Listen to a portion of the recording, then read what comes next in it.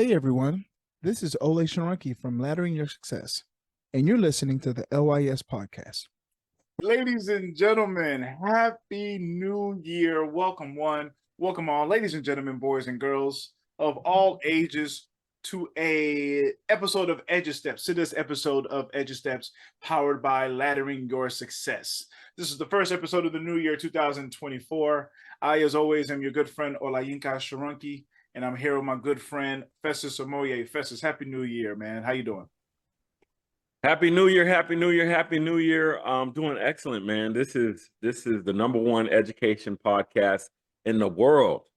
Did y'all know that? This is the number one education podcast in the world. You know, and what's that?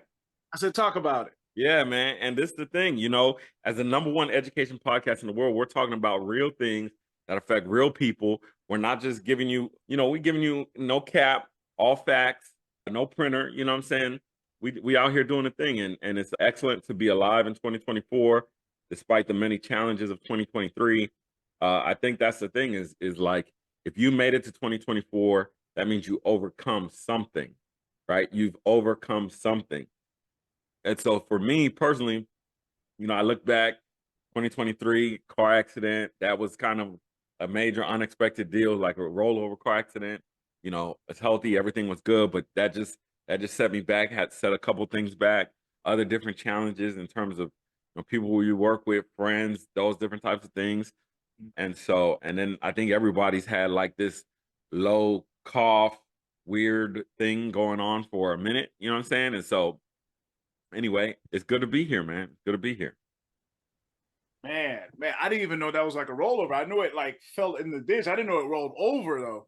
Oh it's sideways. It's sideways. You know what I'm saying? Yeah, that's a roll. Had your boy sitting sideways. You know what I'm saying?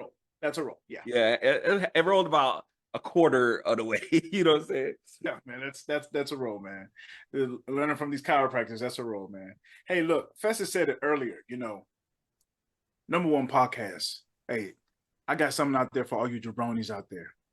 Some of you jabronis out there, you think you can hang around in your educational consultants' videos, dancing on the side, dancing on the scene. You think you're cool. Hey, we ain't gonna do that over here at LYS. We're gonna give you the freedom to do what you want to do. All right. That's my Suge Knight impersonation. That was a horrible impersonation. Either way, what are we talking about today? Well, we're 1 week into the new year. Seniors. Look, juniors really too. All right. Sophomores, if you're trying to get on this game, what are we talking about? We are talking about the most important thing you can do if you want to pay for college, if you want to pay for alternative education, if you want to pay for a technician school, a trade school, anything after high school. We are going to be talking about the FAFSA. FAFSA. All right. We're going to be talking about the FAFSA. What does FAFSA stand for? Free application for students. Financial aid. For student financial aid. Y'all see how that just rolled off the tongue? Easily. Well, for one of us at least. Right? So why are we talking about it 2024? 2024 is bringing a lot of new changes. A lot. Like when I say a lot, it's quite a few. Now, it's bringing a lot of new changes, but these changes are actually going to make the FAFSA much, much, much, much easier for you to fill out. Okay, so we're going to go through the changes, and then we're going to talk about why we made the changes, talk a little bit about what happened for us when we were doing it and kind of why those changes were made, okay? So the first thing we're going to go over, increased Pell Grant eligibility. 610,000 more students are going to be eligible for the max Pell Grant due to updates in financial aid calculations, all right? This is going to mean increased awards for a lot of students. Next, simplified form and data sharing, right? So the number of the questions on the FAFSA form has been reduced by over half. And for those of you who are about to have their 20-year high school reunion like we are. Dang, bro, don't date us. Hey, we still look good. Hey, we look good. Hey, we look good. Don't date us. Hey, we look good, man. Hey, you know what I mean? We look good. Hey, let me something. I was limping a little bit. We'll get into that later, but we look good, all right? Till we get up. So it's going to be reduced by over half. So if you think for those people, like when we were in high school, that was a very hard process, especially us coming from low income, first generation households, things like that. It was very, very hard for us to fill that FAFSA form out. The number of the questions on the form has been reduced by over half. That's going to make it much easier. Students and parents will be required to consent to automatic data transfer from the IRS, which is going to simplify that application process, right?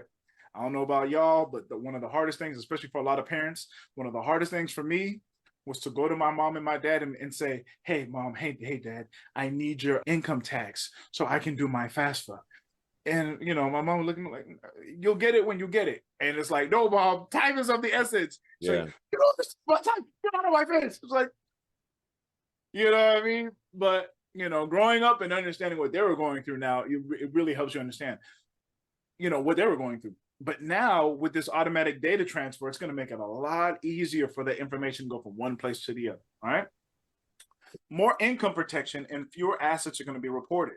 So the increased income protection allowance means more income will be exempt from financial aid calculations, benefiting families with moderate incomes. The requirement to report assets like savings accounts has been reduced, which is going to streamline that process. And I don't know if you remember, one of the things that you saw a lot was like, how much do you have in your savings? How much do you have in stocks and bonds and all these other things, right? So there's going to be some changes with that to streamline that process and make it a lot easier for families. Some other slight changes. The FAFSA form is now open and the federal deadline to apply is June 30th, 2025.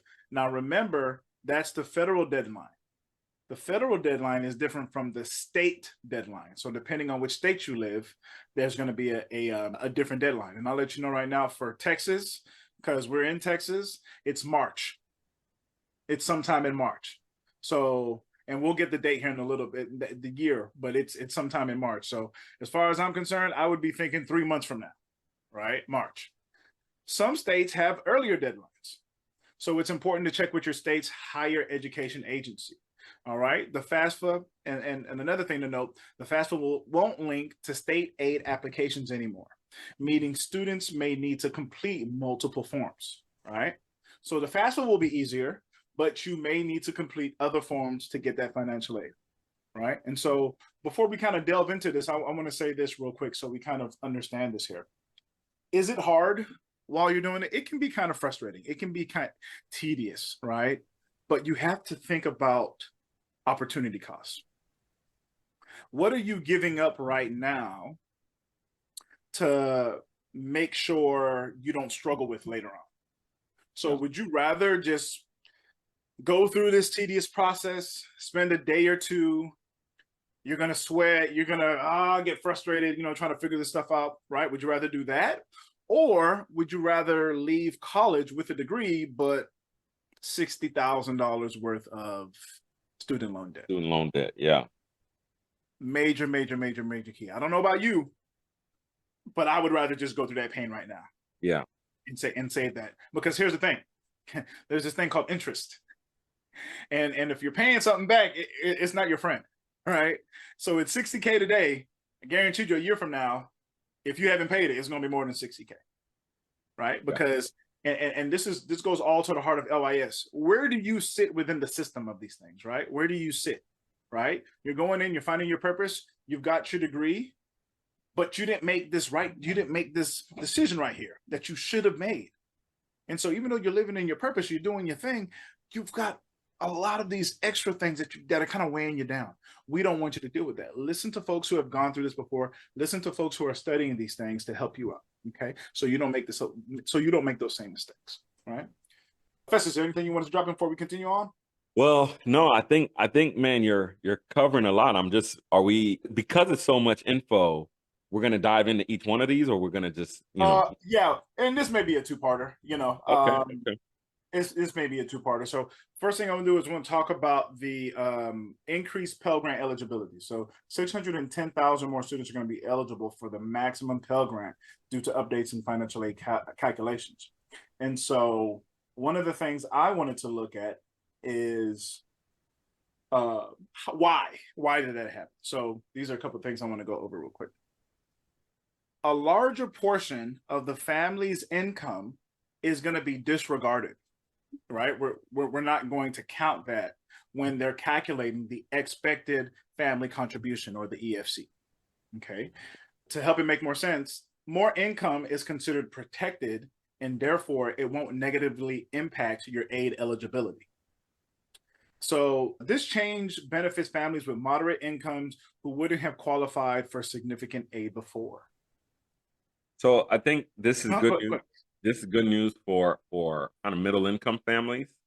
You know, some people say that, you know, 100,000 is the new 50,000 and different types of things like that. But obviously the adjustments for inflation are a big reason why these changes have taken place. Absolutely. Now, when they did the calculation for those adjustments, at that time, inflation was really high. So that's why it's kind of benefiting more Americans. But we're still not in deflationary time. So, because some people say, well, maybe they're giving too much money. The government's giving too much money away, which if the government does that leads to higher inflation, right? So that is a very, very important concern that we should have, right? Because even if, quote unquote, we're getting help for school through these grants, if the price of school skyrockets, which that's, again, there's a big college bubble looming, which we're pretty much in it. And it's bursting because so many schools just from COVID have had to close because of student retention and students not being on campus and those different types of things. You know, even if the students aren't on campus, they got to maintain those facilities, all those different types of things like that, right? If those costs for college are still very, very high, and even if they go up from, I think the Pell Grant used to be about 5,500 and now they're doing about 7,000 and they're giving it to more people, it might not benefit you as much. So we want to look at this positively and say, hey, look, it's great that more people are out there able to get the Pell Grant. You said 610,000. I read an article or watched a video on PBS, actually. I said up to 1.5 million more people will be eligible. So that's great news. So the big thing is we just want to make sure that you fill out the FAFSA, you get it in, and you get it in early. You know, Olay mentioned deadlines earlier, depending on your state. One of the reasons why you want to get your FAFSA in early is because think about it this way.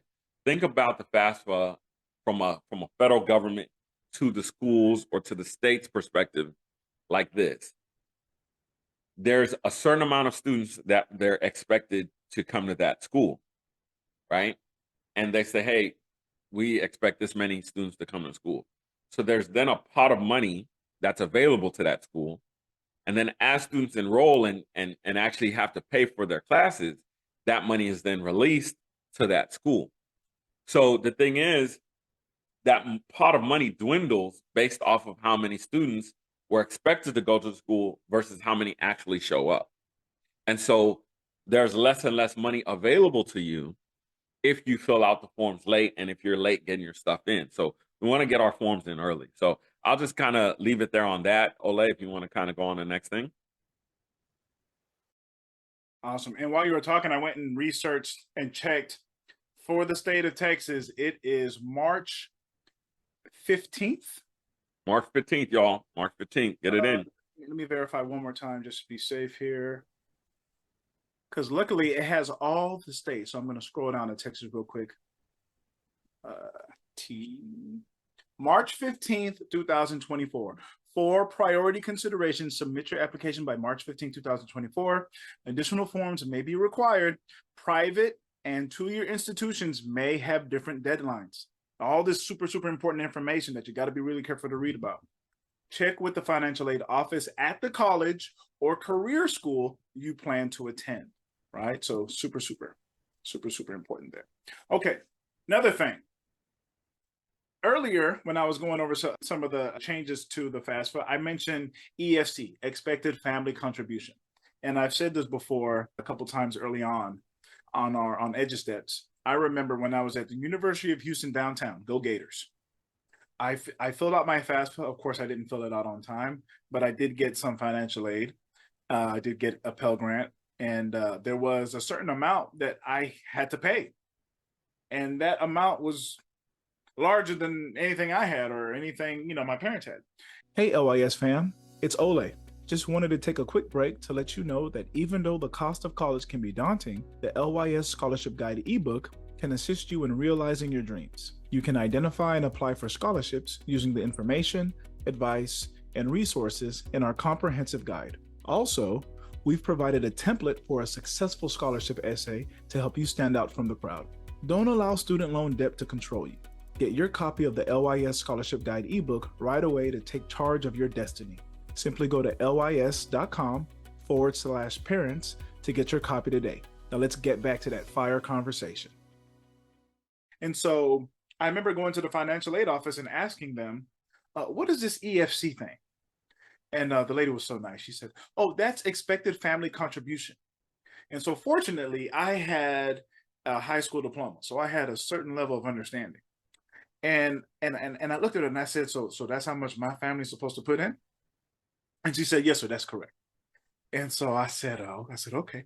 And so I went home to my dad and I said, hey, Dad, so the school said, this is the EFC. This is how much you all are supposed to give. And I showed it to him, and I think it was like 3,000 something. And I'll never forget what he did. He literally put his hand, he still had his work uniform on. So he worked for the county, right? He worked in an arboretum. He was a park ranger. He put his hands in his jeans and he pulled them out to where they were just fully open. And there was nothing but like lint. The rabbit ears. Yeah, you pulled out the rat. Thank you. That's the perfect way to say it. You pulled out the rabbit ears. Nothing in the jeans. And my dad was like, I don't have any. I don't know what to tell you. I don't have anything for you. And I was just like, okay. So it looks like we're gonna have to figure out something, right? So I know that story is. I know so many people listening have that story, have their own rabbit ear story when it comes to that. Those three letters, their expected family contribution. Well, funny enough, the EFC is actually being replaced. It's being replaced with something called the SAI, which is the Student Aid Index. And so we're going to talk a little bit about what this is. This new metric incorporates additional factors beyond just income, such as family size and federal poverty level. Okay. This could account for situations where income doesn't fully reflect a family's financial hardship and make aid more readily available for deserving students. Now, I think that's super, that's very powerful, and it's very unique. It's a very unique metric that they've created. Really thinking about kind of like what Festus said earlier about inflation, about family size, right? Because price levels are going up. You have a family of 8, right? So, I mean, listen, let me say, you got a family of, that would be 2 plus 6 or 7, right? You've got like 4 kids, and this could be the 3rd out of the 4 that's going to school. So, 2 kids are already in some sort of school, or maybe at a 2-year, maybe at a 4-year, right? So that's going to determine how much you're going to get. And I think that's a really great way of thinking about what was expected family income, now the Student Aid Index. Festus, you want to talk about that any? It's interesting how they swapped it up. I still need to do a little bit more research into it. But the fact that, they're not looking at it from, hey, this is how much you make, but more looking at it from a, hey, here are kind of federal guidelines for what we think are reasonable limits, so to speak. You know what I mean? So, for example, let's say your parents make $40,000 a year. I believe kind of the federal limit for poverty is around 28,000 or 30,000, and so it's like, wow, it sounds like a lot. You make twice that, but looking at how many people are in the home, looking at the fact that you might have 2 students going to college at the same time, looking at the actual price of college, there's these different factors that play in that actually determine, what you're able to contribute. So I think it's interesting that they took a slightly different lens to this. So, but like I said, I'm still trying to learn a little bit more about it, and so I don't want to speak too much on it.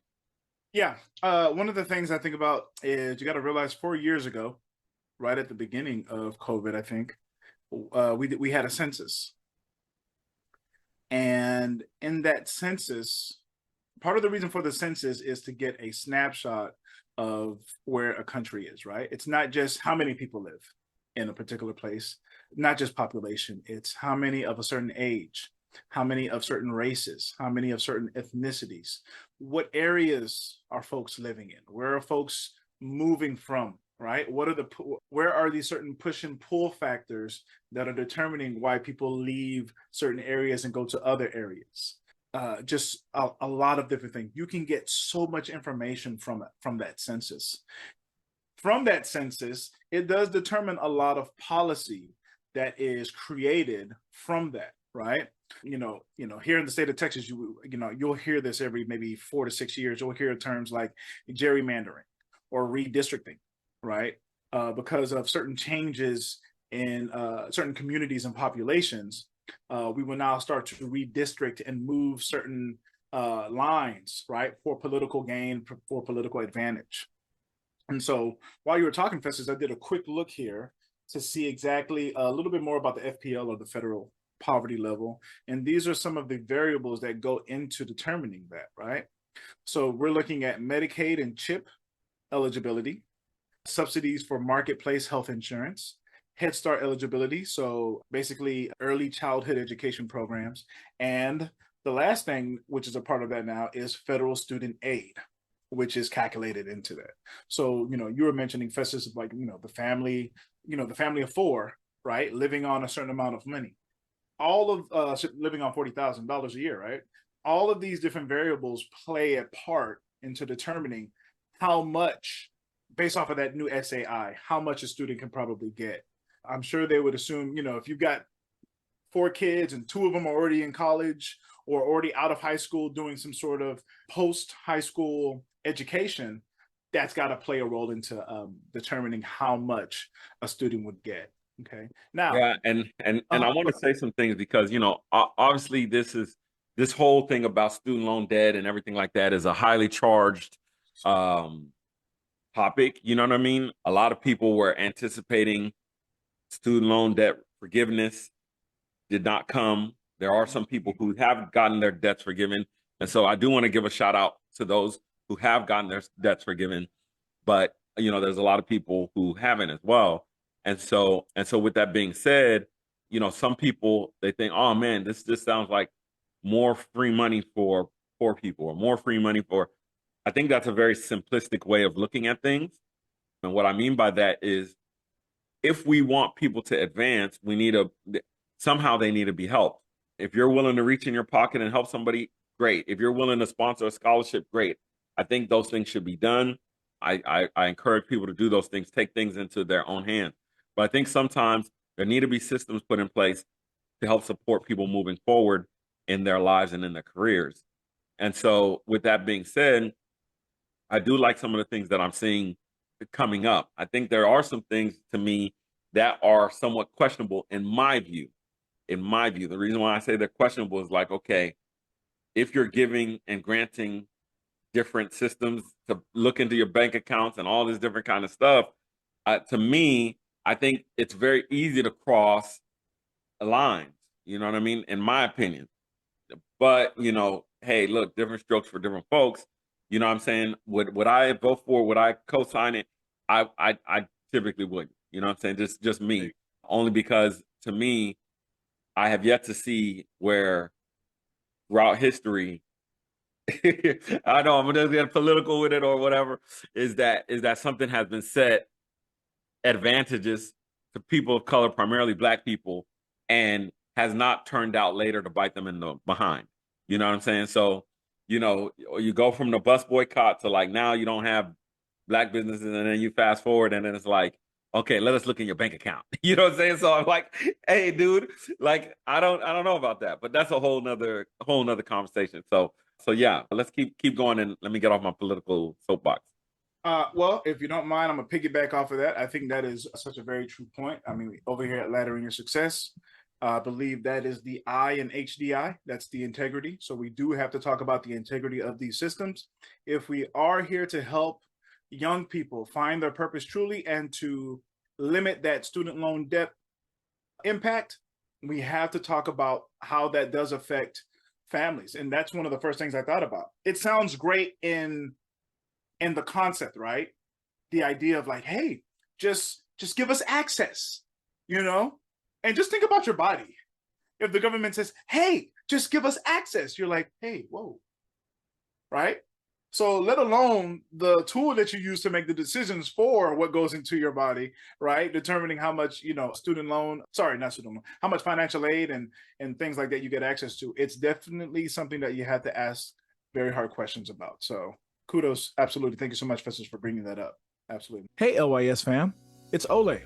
If there's one thing I love, it's something free. I'm talking free 99, un gratis. No shipping or handling fees, no gotcha fees, nothing like that. With that being said, if you're graduating soon or thinking about college or need a nudge or help to decide, then our free ebook, 10 Things to Think About Before Going to College, has a very balanced and open-minded way of presenting your next steps.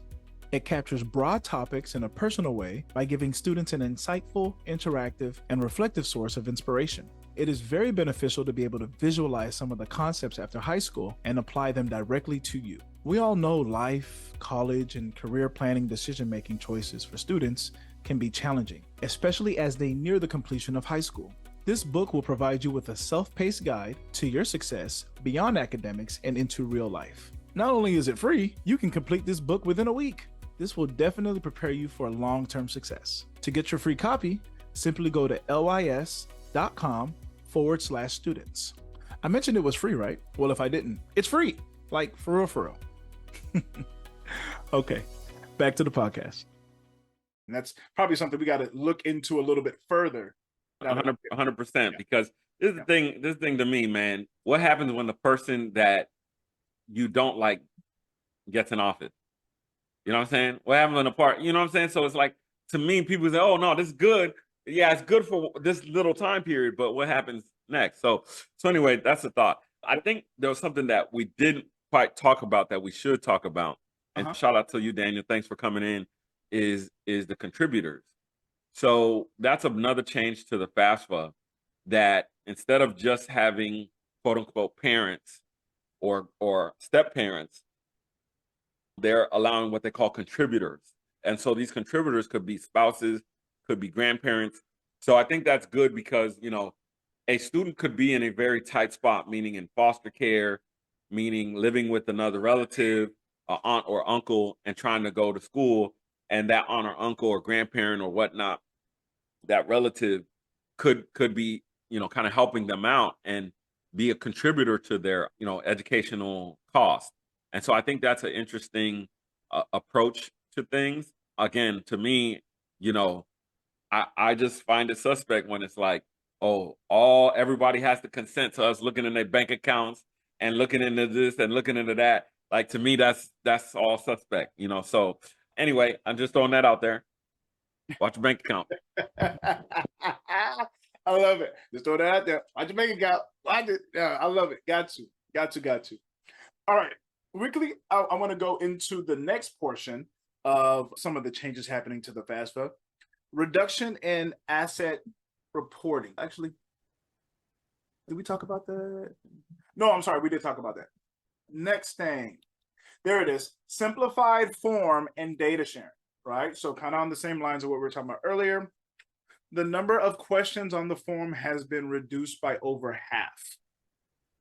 Okay. Students and parents will be required to consent to automatic data transfer from the IRS, simplifying the application process.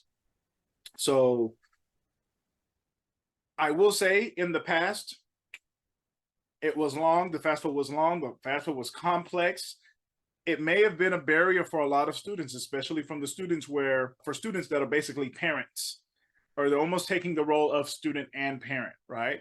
It could be a language barrier, it could be an education barrier. And so the student is having to navigate, like, filling out a FAFSA and like helping them parent, like, hey, this is what I need to get this done, right?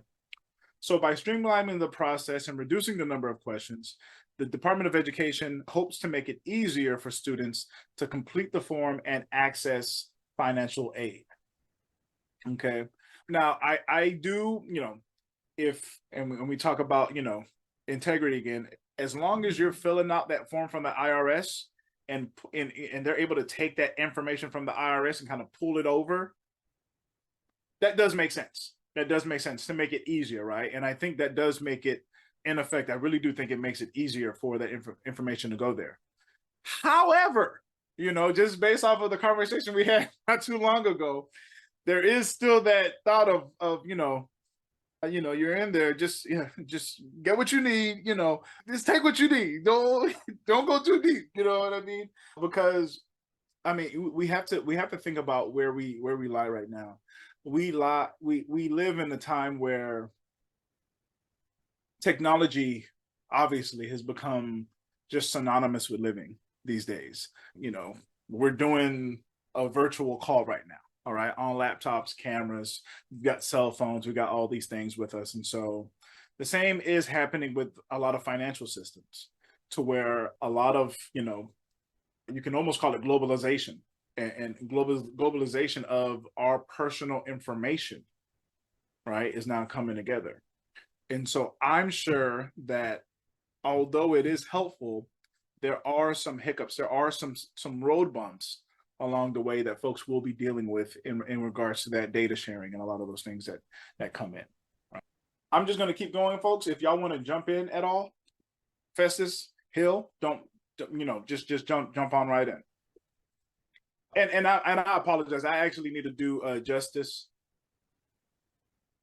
to him, that guy. Happy New Year. Or no. Okay, yeah. Already too late for that. Festus, I want to apologize for being late. His kind, rude words mean nothing to me right now. You good, bro. You good. Just glad to have you here. Glad to have you here. I'm glad to be here. But no, man, I feel you on that, man, because the whole idea is like, oh, I can give y'all information. But then how far are you going to go with this information? Like, are you going to be, I ain't going to say me tracking me, but then they might be looking at every penny, everything. Or if you're trying to apply for something, like, well, we see that you had this other account. Oh, Pimpin', I didn't tell you about this other account. How did you find out about this information? Go ahead, Festus. No, man, you're speaking the truth. Keep going. Keep going. Yeah, because it's like if you ever have like legal issues or something, you find out once you put something in, like my mom, you know what I'm saying, once she retired, she had some issues with the money. Bro, these people went back and found some other stuff that she done gave up. It's like, oh no, that needs to be given back to, like, hold on, cuz. How y'all even know about that? Like, y'all need to breathe easy. Yeah. How that song said, leave me alone. Because like you said, I want to do a lot of stuff, but then at the same time, I mean, there's, how you say, people will give you all the information, but if they want you put in your information, then your parents' information. And now they saying, oh yeah, you can also put in the, what'd you say, Festus, a contributor? Is that what you said? Yeah, called contributor. Mm-hmm. Yeah, contribute information. That means other people you know. Why do you need the other people I know, bro? like, go ahead, Festus. No, you spot on, because it's like, let's say you got a cousin who's saying they're going to help you out. Why do you need to know what's in their bank account? You see what I'm saying? Especially if they're saying, hey, look, I'm going to just send you some money or something like that, and so these things, granted, and I've seen this where it's like, it's going to be more inconvenient and you're going to have to go the long way around sometimes to get things done. So, for example, I recently took a loan from a family member to do something. I went to go pay back the loan, and I just wanted to deposit the money in their account. And I was told by their bank, no, you can't deposit money in somebody else's account. And I'm like, whoa, and to a certain degree, I get it. If you got people out here depositing money into people's account, then, it could be somebody who's selling drugs or something like that, who's just like, yo, I got the package over here. Let me go deposit the money. I get it. You know what I'm saying? But I think that's part of the thing that, just comes to the bigger question about what are we giving up in order to get safety and protection or whatnot in return, because it was pretty simple. She gave me a loan. She Zelled me the money, but then I could not Zelle all of a sudden switched up, was like, nah, you can't be sending that much money. So I'm like, okay, let me withdraw cash and go put in cash. And they're like, no, you're not a customer here. You can't put in no money. And it's like, I can see if I came in with a gun, like, give me the money. You know what I'm saying? Like, let me put the money in your account. You know what I'm saying? It just doesn't make any sense. So yeah, man. So you're right on, bro. You're right on, Daniel. Hey man, I gotta jump in with Festus on that because that's like when it came to cryptos, right? They had a way where we could send cryptos ourselves and nobody know about it. Then the Fed said it was wrong. Then the Feds came with their own crypto, and the Fed something about, oh no, we won't be tracking you, fam. Everything will be tracked. Like anybody who knows about crypto, everything is traced from block to block to block. You cannot hide it. Like they always say, you can hide it. You really can't hide it. It says every transaction is sent this way, and I'm thinking like they could literally just cut your account off if they want to. And I was like, I'm good. And then they were saying some of these banks, what people don't know is that they're giving the banks the option to use it, but really the banks don't have an option. It's like, you gotta use this. And I'm like, so yeah, I'm kind of iffy on some stuff. If it's like the regular information fill out, yeah, we good. But if you start asking for like my blood type, nah, I'm done, guy. That's the thing. I'm gonna go into it's not even conspiracy theory, it's real. Go look up the Real ID Act and see what that comes out. It's Real ID, and that's actually been pushed international already. You know what I'm saying? So, people say, oh, it's conspiracy theory. It's like, no, just speak the truth. And a lot of these government agencies no longer speak the truth to the people. You know what I'm saying? Meaning they want all of your data to be able to be accessible at one particular point. You see what I'm saying? And so this is where federally they came up with the Real ID Act, and states are having to sign up to meet that standard. And part of meeting that standard means having your blood type on your ID, all that info. They could just pull it up, everything on your ID. So that's, it's kind of scary, man. Kind of scary. Absolutely. But we're talking about FAFSA here, so. So another thing that they've done, another change that they made, which is actually something to help. Well, all of this is made to help, but this is something that you can actually see. Reducing errors and improving accuracy. So before, manually entering financial information often led to errors and delays in processing applications. So you can just imagine, you added an extra zero, or you didn't put a zero, or you missed a zero on the form, and it led to certain issues, with you being able to turn in your FAFSA at a proper time, and you being able to get a maximum amount on your Pell Grant and things like that. So automatic data transfer from the IRS ensures more accurate and reliable data, reducing the need for corrections and verifications. Okay. Also, aligning with modern technology and data security.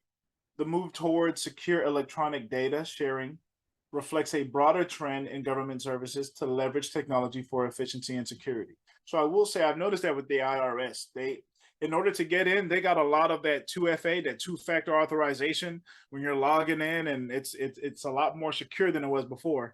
But I wonder if that's part of that Real ID Act that you were mentioning there earlier. And so the federal student, the FAFSA form is actually consistent with the use of electronic tax filing for a lot of Americans. Okay.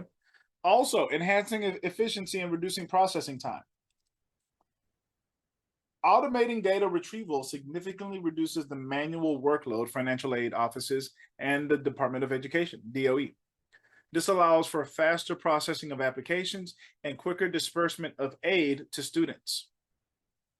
And lastly, this is one that one of our mentors, Brother West, would love. Improving customer experience and reducing burden. By simplifying the form and eliminating the need for students to gather and enter extensive financial information, we mentioned that earlier, the process becomes less time-consuming and stressful. This aligns with broader efforts to improve customer service and reduce administrative burdens and government programs. So for a lot of you who aren't familiar, especially students, one of the biggest things you'll learn about is this word bureaucracy. And that is just that's just the government system, right? Doing anything, regarding the IRS, taxes, Social Security, Medicare, Medicaid, anything like that. There's a lot of bureaucracy. There's a lot of things that should be this easy. Doing this, it's like taking a long time moving up and down just to get one thing done. And so it seems like with a lot of these changes, they're minimizing a lot of those issues, and which hopefully will lead to a speedier process in regards to getting financial aid, getting your Pell Grants. Okay. Before we go into this next part about equity, I wanted to talk about, actually, no worries. We'll go straight into this part right here. So, addressing equity concerns. This is another change that was made, or something that they studied. Research has shown that the complexity of the FAFSA disproportionately impacted underrepresented groups such as low-income, minority, and first-generation students. That sounds familiar. Simplifying the form and making it more accessible is a step towards addressing these equity concerns and ensuring that financial aid is available to all eligible students. So I think this was huge. I just remember in high school being so lost. I don't know if you remember her, Festus. I want to say rest in peace and just send good memories to the family of a wonderful woman at Elsick High School by the name of Paulette Clayman. She was the grad center. She ran the grad center when we were in high school. And super sweet lady. I mean, super sweet, wonderful, beautiful lady. She accepted everyone, any senior. You could just go in there and fill out your forms. And, I was still kind of shy. I didn't like to go hang out, with friends and people and things like that. I had trouble making friends and whatnot. So I would go into the grad center and I would just talk with Miss Clayman while I was doing my FAFSA, filling out these applications for these schools that I knew were not going to accept me because my grades were so low. But I remember looking at that FAFSA form and just being intimidated. I was like, it's just so much information. It's so hard, and I don't even want to ask my parents about their tax stuff. I don't even know what taxes are really. So many hard questions that you're trying to solve, that you're trying to answer, and just being lost in there. And so, of course, Ms. Clayman helped where she could, but I think about a lot of our students these days who are really amped and really have a lot of zeal to get the stuff done, but are still kind of dealing with, being low income, being first generation, not having access to a lot of these things. And I will give kudos. I have to give kudos to a lot of these school districts. A lot of these school districts are doing some amazing things. I've been going around talking to kids and just asking them about what they want to do after, high school, and do they know how they're going to pay for college? And some of them have like legit plans. And these aren't like the top 10%, top 20. I'm talking about there are some kids in the middle, right? The ones that are forgotten, that know their stuff, that are doing some awesome things. So it's great to see. But there's still a lot of students who simply don't know, who simply are too afraid to ask, who don't know who to ask. And it looks like they've made a lot of changes to make it easier for those students to be able to get that FAFSA form filled out. I still am apprehensive because, just like Hill said, just like Festus said, it's easier, but you're still ignorant in certain areas. And so where you're getting your answers here, you're getting your problem solved here, you still may have some issues on another side trying to figure out, how to get certain things done. So it's one of those things to keep in mind. Absolutely. Want to welcome Lakeisha on. Lakeisha, we're talking about FAFSA, but we're more than welcome to answer any questions because we're going to close out here in a few minutes. So I think we could take questions. Sound good? Miss Williams. Congratulations. Hello, Miss Jones. Miss Williams. Miss Williams, fix it right. Happy New Year. Happy New Year. How are y'all? We're doing great. We're doing great. Showing off that. My question was, I was talking to Mr. Hill. She did the FAFSA. We did all that. We just actually did the new one. And it's kind of confusing because it say the parent is supposed to do it, but we don't see where I can get on that. But she got majority of her school is paid with her academic scholarship and her athletic scholarship. But she still had a balance of like $3,000 or $4,000 that we had to pay out of pocket. I need to find some money to pay that out of pocket because she's not that outgoing child that's in a lot of stuff. So she does volleyball and she has very good grades. And that's kind of her. So we're trying to find something to absorb that 3,000 or 4,000 that she's short instead of coming out of pocket.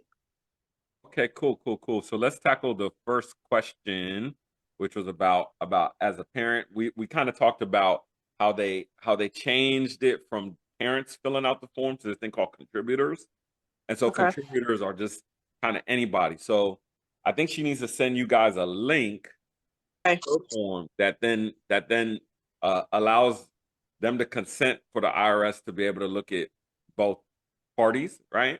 Meaning you as a parent and then her. So you could go back and look for the contributor and then share or add contributor, and that should probably help to address it. So let's talk about out of pocket. I have a couple questions before I can fully answer that. What sport? Volleyball. Okay. And she like really good at volleyball? I think she's good. She's good. What's like ranked in the state? Right? No, she's not ranked in the state. Originally in high school, she played outside, but she's only 5'6", which is short for outside. So she got the full scholarship to Dillard. So it's an NAIA school. So she started volleyball like seriously 9th grade. But she was good enough to start on her team and all of that. She played club ball. She did all that. She's not ranked, but she's good. So like now they're switching her to a DS. What? Because we're trying to find someone. So she's gonna be back. Learn. Not that she had to learn it, because they want her to be a utility player, so she can play anywhere on the court. Okay. The reason why I'm asking, because as a student athlete, now you're going to borderline going into the NIL stuff. You know what I'm saying? And so the first answer, probably the easiest answer, would be work study for out of pocket. And so, that's working at the library, working at student rec hall, different kind of stuff like that. And for that amount, $3,000-$4,000, I think she'd probably make that in a year. So we tried that, but because it's such a small campus, it wasn't a lot of opportunity. Yeah, I got you. So, but that just kind of, again, going top ahead. She's a freshman, right? She's a freshman. Her GPA from this first semester was like a 3.4. Oh, so this was her freshman semester, or she's getting ready to go? This is her freshman semester. So she finished the first semester, August through December. That was her first semester in college. And from that semester, she had like a 3.4. Okay. So then the next thing after work study, we would look for the school's financial aid department. They might have scholarships directly related to the school that the school brings up. And so you guys probably already tried that, yes? Okay, cool.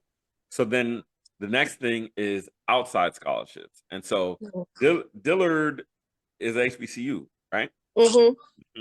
So then I would look at HBCU scholarships, but she's out of state, correct? Well, correct. Okay, so we could look at some HBCU scholarships, and what I'll do is I'll turn it over to the guys so I could do a little bit of homework here for you real quick, and then see what their input is. So Olay, you wanna? Yep. Give me one quick second here. Okay, I'm just doing some research here. Jones over there. Williams over there cooking now. No, I'm not cooking. I was looking for a pen. Oh man. She getting her hair done before she go back. Okay. So what was her GPA again? 3.4. 3.4. Oh, that's good. Okay, so there are some scholarships out there. There's a National Merit Scholarship, but this is for high-scoring PSAT and NMSQT takers who meet academic and community service requirements. But you said she's kind of shy, so she's not really going out there, right? One more question real quick. What's the major? Jazz, what's the major under? What's your major under? Health science. Health science. Okay.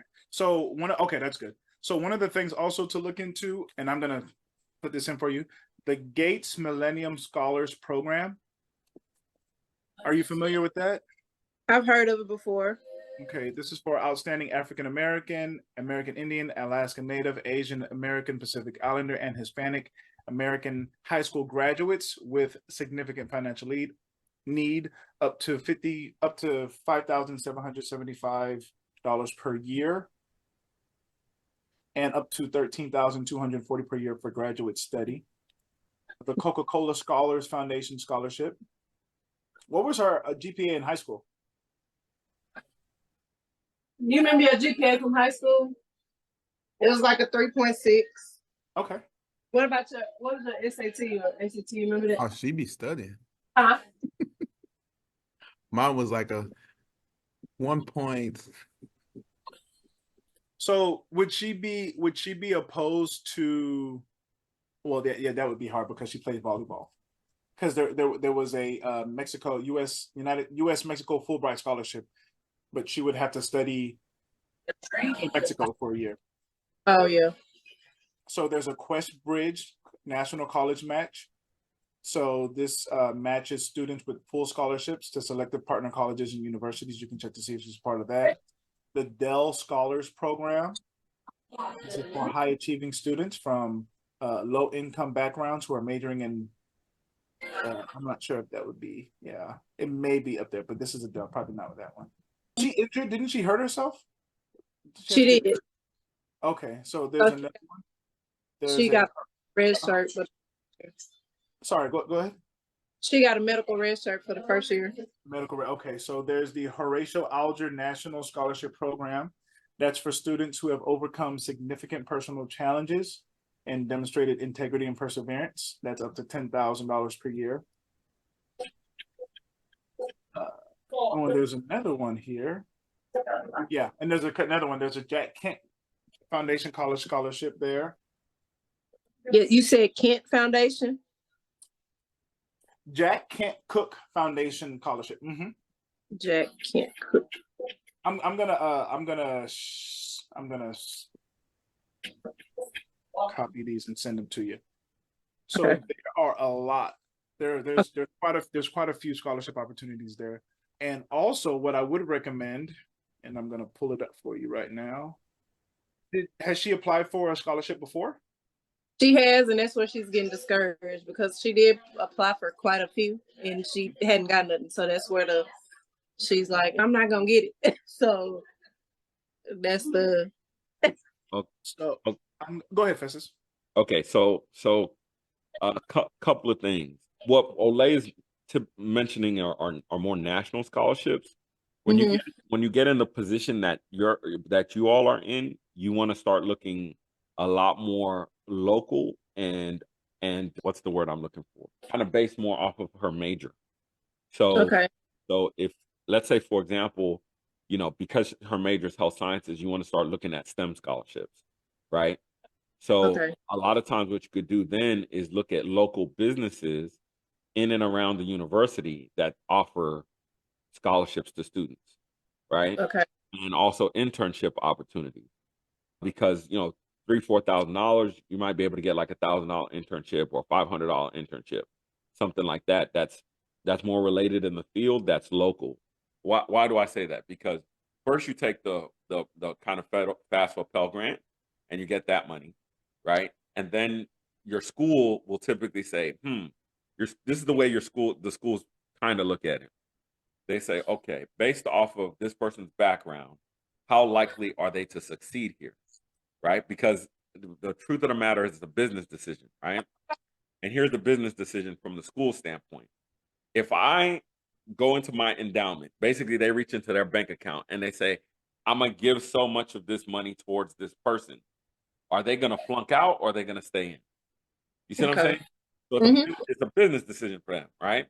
So the longer you're here, I can justify reaching into my pocket to give you a scholarship. You see what I'm saying? Right. It's a mutual business decision. That's why they want the high GPA and they want to see that you're actually doing different things that keep you on campus. Because if you're just playing video games, you ain't gonna make it. You got to be sports, you got to be student government. Like that's kind of the way that they look at it, right? Hey, LYS fam, it's Olay once again. These days, many families are busy but want personalized attention. We at Laddering Your Success understand this dilemma and have created a unique approach to help guide you and your child with personal development tools to build a life of purpose. This intimate approach is helpful for those parents that feel the need to have a focused heart-to-heart conversation deciding on the next steps after high school. We provide individual post-secondary planning, virtual customized college and career counseling, and scholarship guidance and planning. Our one-on-one sessions are tailored to each individual student to maximize their potential in the post-secondary realm. With our guidance, your child will be able to make their dreams a reality. Don't wait. Simply go to lys.com/parents to get your copy today. Now let's get back to business on this podcast. So then next, after you've depleted, kind of the Pell Grant, then you've depleted what the school gives you. At that point, they're kind of like, hey, we did our part. Now it's up to you to do yours, which again, like you said, if you're on a smaller campus, there's not as much work study opportunity. So you want to kind of start looking at local businesses that are medium-sized businesses around the campus. And what do I mean by medium-sized businesses? 50 employees or more, 100 employees or more, because those larger companies, the Taco Bell scholarships and the thing is, you're competing at a national level, so they're so much harder to get. But there might be a local hospital or local clinic that says, hey, look, we got $500 and we're looking for somebody who's going to do STEM. And that might, you see what I'm saying? That might be able to work out. So I put 2 links in. One is Bold.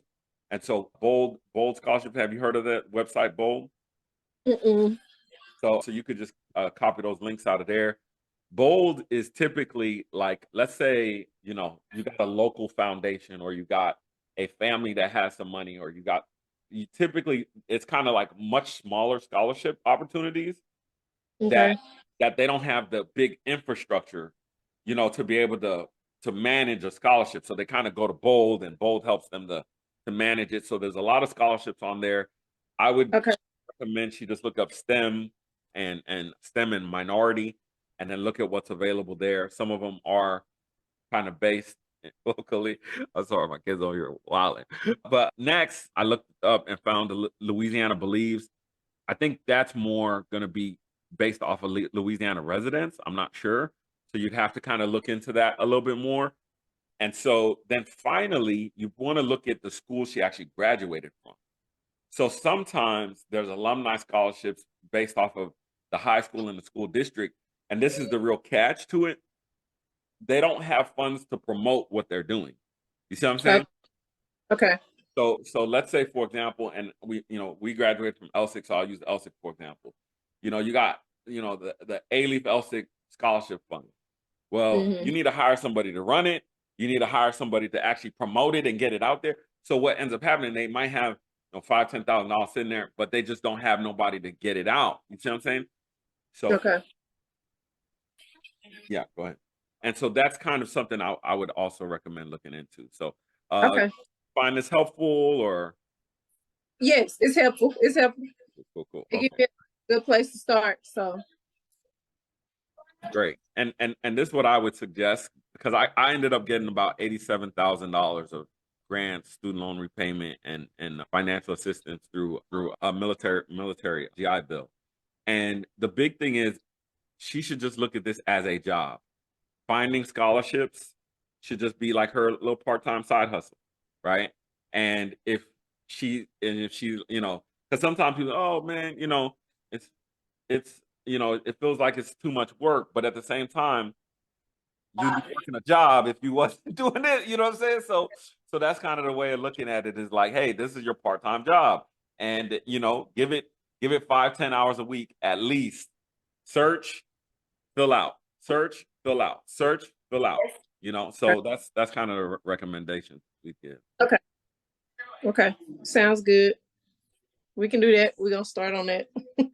I'm sorry. Is she going to school? Is she trying to become a nurse? Do you know what the end goal is with that health sciences?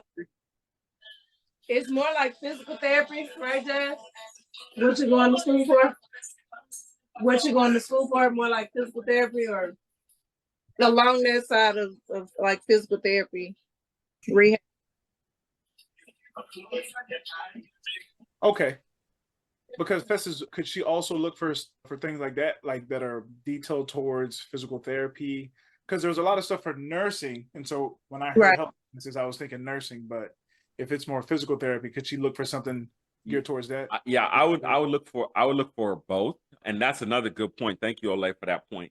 So every certifying agency usually has an advocacy body. So meaning, like, for example, in Texas, it's the Texas Physical Therapy Association, so TAPTA. Okay. And so they probably have scholarships available. So I would look at both, Texas and Louisiana, since she's in both states, right? But then again, because she's a freshman, how do I put this? I ain't telling her to lie on nobody application, you know what I'm saying? But she's looking at STEM careers. Maybe she's undecided. Maybe she wants to do nursing or physical therapy. And so she should apply to both just in case. You know what I mean? Okay. Some people have different decisions later on in the future. And so that's how we look at that. Okay. Gotcha. It's not lying because she could change her mind later on. So everybody changes that. No, and that's a big thing. That's kind of the reason why we're here. Is on top of all this, she needs to go hang out with a PT. She needs to go hang out with a friend who's got an allied nursing company, and she needs to spend the day with them, because part of the reason why a lot of folks get in student loan debt is because they say, okay, I'm going to go do this. And then they get out and they do it for a couple of years, and they're like, I don't like this. So they go to school to do the other thing.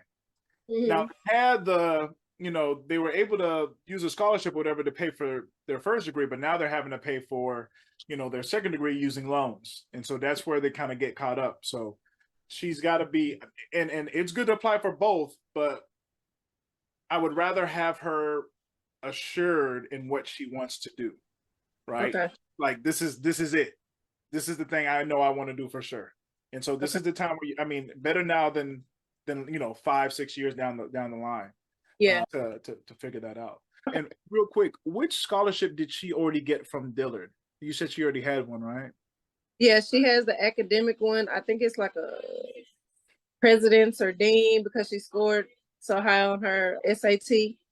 Okay. I think 8 or 10,000, something like that. Okay, because I'm looking, there's 3. There's the presidential scholarship, there's the dean scholarship, and then there's the merit scholarship. I think she got the dean's. The dean's scholarship? Okay, all right. And then she had athletic scholarship. She had the athletic scholarship. Do you know if it's possible? And I know sometimes they have rules to where, you can only be approved for one. So, but I would check to see if she can get access to the presidential or the merit if possible. And they only let them get one. They only let them, okay. Yeah. Now, I'm sorry. I said, we tried that. Oh, you tried? Okay. And do you know anything about the need-based scholarships? It looks like they have need-based scholarships as well. They do, but their website, like, again, we're dealing with an HBCU, and that's what I told her with them. It's not like the PWIs. You got to kind of stay on top of them. So when you go to it, we look through there and it sends you to other things. So we did look in all of those places on there. We started there first, but from what I remember, we didn't see anything on there at that time. Well, I want to let Festus, give some final advice. But what I would say is one of the biggest things I notice is if you go there with her to that financial aid office, I'm sure you can get some answers that you would not normally get if you tried to email or call or go online. Going directly and talking to someone, and Festus, go ahead and jump in because Festus is the guru on that. But going to the office and talking to them and telling them exactly what's going on, the fact that she does have the GPA that she does have, the fact that she is a student athlete, I think you can get some really good answers if you do that. Okay. Yeah. So one of the things I'd recommend, well, two things. One, I just put 2 more links on the site. We did a whole 3-part series on financing education on our YouTube channel. So I would highly encourage you to watch that series because we talk about different strategies. Like, one of the big things is a lot of people say, okay, let me just look for scholarships, but really they're strategies. And so I'll give you one such strategy, which is testing out, right? So she could test out of certain college courses through. Got all about that, yeah. Yeah. So that's a huge one, and so through the College Board, which runs the SAT, she could actually test out of courses. So why is that important? It's because especially as a freshman, sophomore, there's those courses of history, stuff like that. She might be able to just test out of something she's really strong in, and those tests are like $90, right? Okay. So not only are you saving the money of the course, you're also saving the time. Mhm. So and you don't have to ask for permission for that. You Okay. test out, they put it on her transcript. So even though it's not like, yo, I got this scholarship, it's technically like giving yourself a scholarship, So if there's Because something, I'm sorry? because you're not paying the full. Exactly. So let's say, for example, if there's something she's really strong in, that might be like biology. If she tests out of 4 biologies and you kind of look at the credit hour, the cost per credit hour breakdown, she might save, 15,000, just doing like that, you know what I'm saying? And that way you don't have to ask for permission, right? So a lot of times people just think about the scholarship side versus like testing out, And so with that being said, I put another link in here to our website. So we have a parent guidebook. The parent guidebook is $39.99. But we also have a scholarship guidebook. The scholarship guidebook, I think, is like $9.99 or something like that. And so we break down a lot of things. We have a lot of scholarships listed in there. We have strategies listed in there as well. Because there's certain strategies that we apply in terms of what to do during what semesters, kind of checklists and different types of things like that. So yeah, if you just click on the link, you should be able to access that as well. So Okay. so yeah. Okay. And one more thing, Festus knows the name of this book, but there is a book, when she's doing that major, they're going to have a list of every course that she needs to take. So it's going to be like HTSC Health Science 3412 or 2312 or something like that, right? Mhm. There should be a class that is equivalent to that, either for her prereqs or for some of those early on classes with her degree plan that you can take at a community college. Correct, Festus? So basically, yeah, what Olay's mentioning, and thank you for that, Olay, is a course equivalency. And so depending on what state you're in, usually on a state level, it's much more streamlined, the course equivalency. For example, if you let's say, for example, you have biology. Biology is pretty much biology, right? Because the biology does not change, but the way it's classified may change based off of each state. And so a lot of times we, and this is part of one of the strategies that's in the parent guidebook and also in the scholarship guidebook is, when you come home on break, taking those mini semester courses to take the equivalency, because you could take the equivalency and I could speak for the state of Texas. We're more familiar with that. You can also do what's called dual enrollment, meaning enroll in 2 schools at the same time. And so there's certain fees they cannot charge you being enrolled in both schools, and then apply that to the transcript, really, right? Because, the real question is, what's required to graduate from college? It's a certain amount of credit hours. So that's what you're looking for, is how can I get the cheapest credit hour possible? That's really what you're looking for. And so that's one of the things to do, is look at the course equivalency and then say, hey, look, let me go ahead and take this course here at, Lone Star or HCC during the summer, take 3 or 4 courses, have that apply when you go back. And so it's a lot easier to save money in the freshman and sophomore years than it is in your junior and senior years. It's a lot easier to save that money then. So Okay, I'll look into that too. I need to look at her the athletic agreement, because I think it says something in there about the dual enrollment. Yeah, and Something that's like I need to look and see exactly what the wording is on there, what they had on there for that. And yeah, that's probably for competing is the biggest thing. They don't want you to compete in sports at two different schools. You know what I'm saying? So that's one of the big things. Because then you get injured over there, and then you come back to us.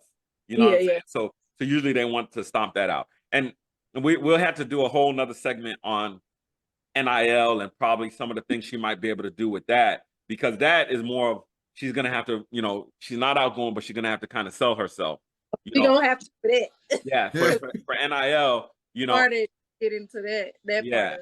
Yeah, and that's the thing. If she has a good little social media following, she might be able to be like, look, I'll hold your sandwich. The sandwich, that's real. The sandwich is smacking at this joint. Festus, you bring up a wonderful point. That school's in New Orleans. Any startup businesses or anything like that, you could get a group of the volleyball, of the girls on the volleyball team. Hey, work out a deal. We'll, do this, for the game. You can put our picture up here. Women-owned businesses, minority-owned businesses. I mean, you can use that as a great way to, to get some funds to pay for college. NIL, yeah. So thank you so much. They call you Miss Williams. I call you Miss Jones because Jones, I see what you're right here, but correct me. But thanks so much. Changed over yet.